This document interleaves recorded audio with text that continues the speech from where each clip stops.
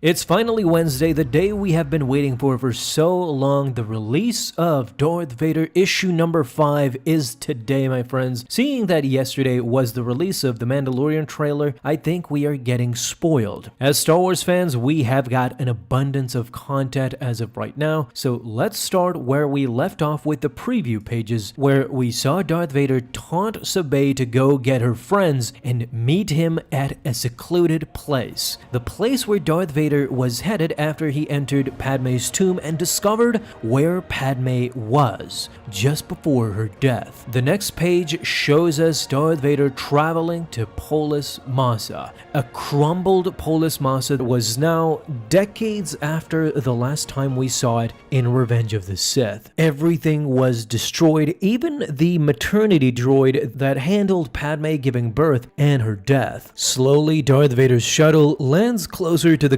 complex. Together with Zed and the Death Troopers, they start heading for the starport control. Vader knew immediately where to go, and even though it was damaged, it was not fully destroyed. Zed, the forensics droid that accompanied Vader everywhere, seemed to infiltrate some of its memory, and it arrived at this holo recording, a Naboo J-type star skiff transporting Padmé Amidala and 2 droids. This shuttle was flown by none other than Obi-Wan Kenobi. Now Vader learns the full truth, that Obi-Wan flew her to this place in order to save her life. Vader could not muster any words except for Kenobi. This name would live to haunt him for so long, even now after Ben Kenobi's death. He recounts those gruesome memories of his where he virtually saw Padmé betray him on Mustafar by bringing Obi-Wan to kill him. Obi-Wan was a liar in all intents and purposes, and to make matters worse, Zed could not access the medical logs in order to find out what happened to Padmé and to see how she died. Even though they were having enormous trouble, now more trouble was coming, and Vader invited them. It was the Amidalans, the rebel faction that was sworn to destroy the killer of Padmé Amidala and Anakin Skywalker. They knew to be Darth Vader. But Vader was prepared. The rebels started attacking Vader immediately, but he had a secret plan. He bombarded the rebels with laser fire by the Death Troopers. They had cannons that they could fire at the ships, and as far as aerial support went, they were completely destroyed, even with Vader using the Force. Now ground forces were coming for Darth Vader without any mercy. A huge battle ensued in the aftermath as Vader recounted every single step that he took on Mustafar, how he force-choked Padmé. The culmination of everything was coming on Polis Massa. Vader, together with his Death Troopers, would exact revenge on anybody who defied him and who wanted to stop him from learning the truth. After all was said and done, the corpses of rebels were still left behind by Darth Vader. He had killed everybody, and now both of them journeyed inside the maternity ward. Vader touched the bed where Padmé once laid, giving birth to his and her child. He asked Zed what did the record say, but unfortunately nothing could be done.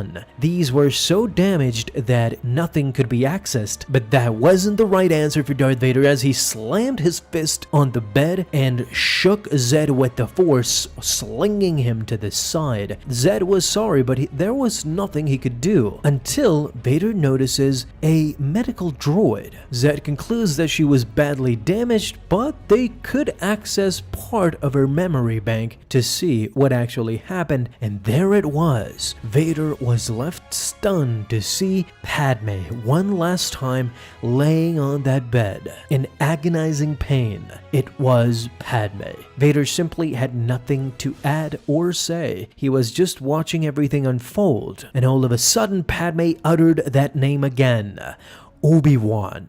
Zed was stunned once again. This name keeps coming up. It seems that this Obi-Wan character must have been very important to Padmé. Even the insinuation gave Darth Vader the wrath that he wasn't accustomed to as he ignited his lightsaber, yelled out in anger as he destroyed Zed with one swift stroke. But that did not quench his anger. Even though Zed laid there in pieces, Darth Vader couldn't help but hear Padmé's last words in her existence. And these words were not something that Vader had ever heard in his life. Padmé went on to say, and ultimately tell Vader himself in this instance, that there is still good in him. She knows that there is still good in Darth Vader, that Anakin still lies somewhere inside. This was as closest as Darth Vader could come to Padmé in what seems to be the last time he ever pursued something to do with Padmé Amidala. Now he would be totally focused on his son. But you could see that this was the spark that led to the burning fire of light that would one day succumb Darth Vader. Anakin was slowly coming out, and these words by Padmé Amidala, the last words that she spoke, were the inspiration for what I believe we see in the end of Return of the Jedi. The comic even shows us that, where Vader is transported back on that bottomless pit on Bespin. Now instead of Luke falling, it is Vader who falls himself, down to a pit of despair. As he slowly falls, he gets transformed into a younger Anakin, a naive Anakin that thought he could fix the galaxy, and ultimately the kid that thought he could do it all, the pure and innocent child that started out doing good. Now he was the monster of the galaxy. With that business concluded, Darth Vader was ultimately summoned by Palpatine, where he returned to Coruscant and inside the Imperial Palace. Palpatine, surrounded by royal guards, asked his apprentice had he concluded the business that he was searching for, and Vader gave out a simple "Yes, Master," insinuating that his private business has been concluded, although not offering any more detail. "Really," said Palpatine, "because the Sith know that fear leads to anger. Anger leads to hate, and hate leads to strength." Vader had allowed himself to be wallowed in grief. This meant that Vader had taken a step back. He needs to start all over again, and he needs to start with fear. As Palpatine ignited his palm with lightning blazing through it. And of course, what else can I say, but we are left with another cliffhanger. It is to be continued from here, but by the cover itself for issue number 6, it shows what will happen to the unfortunate Darth Vader. He is to be punished and beaten down by Palpatine once more. The challenge that Vader will go through in that next issue will be something to behold, and as always, unfortunately, we need to wait a month for that. But I want to know, what did you think about this particular issue? The conclusion of the Vader Padmé saga, or at least how I see it. Talk to me down below in the comments. Thank you guys so much for watching this video, and if you enjoyed, leave a thumbs up down below, subscribe for dailies. Now you can have an awesome day, Star Wars fans.